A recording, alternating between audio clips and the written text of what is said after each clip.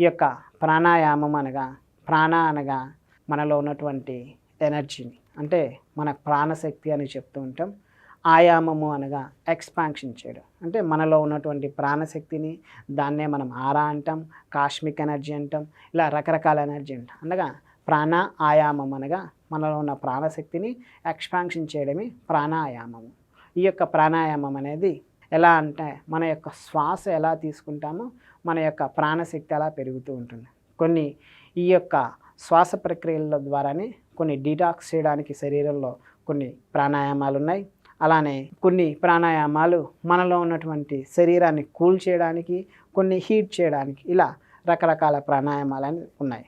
ఎందుకనగా మనం తిరిగేటువంటి సమాజంలో పొల్యూషన్ ఉంటుంది.